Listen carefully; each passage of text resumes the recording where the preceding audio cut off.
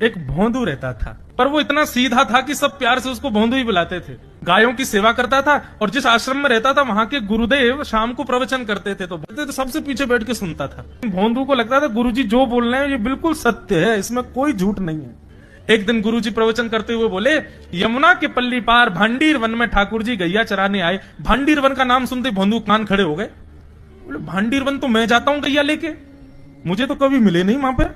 अरे मुंह में ही कमी होगी, मुंह में ही सामर्थ्य नहीं होगी उनको देखवे कि मैं ही नहीं देख पाए होंगे, वो तो आते होंगे वहां पे, मुझे ना दिखे होंगे।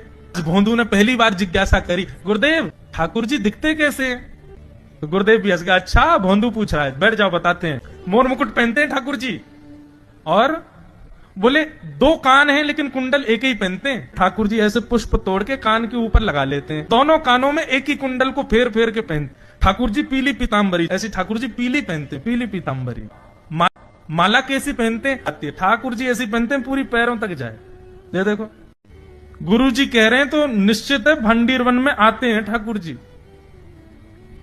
भोंदू अपनी गैया लेकर के भंडीर वन पहुंच गया। गैया चर रही थी, अब भोंदू ढूंढ रहा है, कभी वृक्ष के नीचे जाके देखे, कभी कहीं देखे, कभी ढूंढे कहीं से चंदन की सुगंधी आ जाए। गुरुजी बता रहे थे उनमें से चंदन की सुगंधी आती है, क्या पता कन्हैया यहीं कहीं हो। इतने भाव से, इतने प्रेम से और इतने भोलेपन से ढूंढने लगा ठाकुर जी को, और ठाकुर जी नहीं मिलते ना तो अपने आप को ही कोसता, मुंह में योग्यता ना होगी यही मारे ना मिल रहे, ठाकुर जी तो यही है।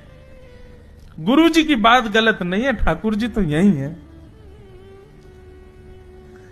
उसके उस सहज भाव पर, उसके उस सरल भोंदूपने पर ठाकुर जी रीझ गए।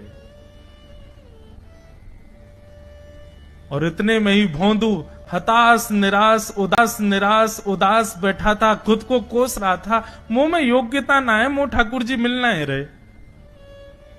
इतने में ही देखा सामने से असंख्य गायों का झुंड आ रहा है, और भोंदू ने जैसी उन गायों को देखा, ऐसी गाय कभी देखी नहीं, अलग गाय, सींग चमक रहे हैं, सींगों के ऊपर के भाग में सोने चांदी मढ़े हुए हैं, ऐसी ऐसी सुंदर सुंदर तंदुरुस्त गैया।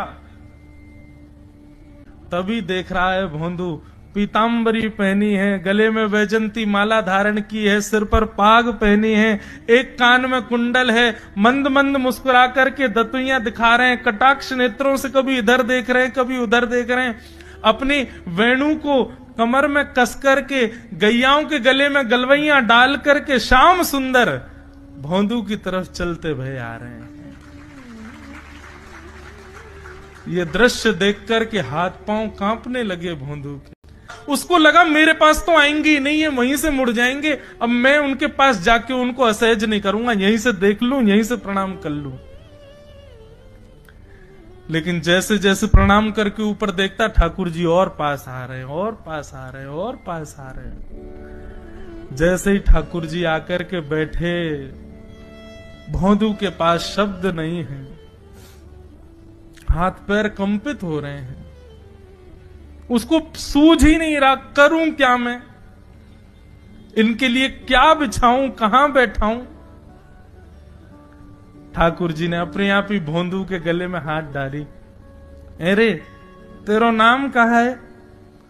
जैसे ही ठाकुर जी ने नाम पूछा, भोंदू अपना ही नाम भूल गया, बोले मुझे याद ही नहीं मेरा नाम क्या है, पर प्रेम से सब लोग मुझे भोंदू बुलाते हैं। अब तो भोंदू नाम सुनते ही ठाकुर जी ताली दे दे के हंसने लगे, ताली दे दे के हंसने लगे, तेरा नाम भोंदू है?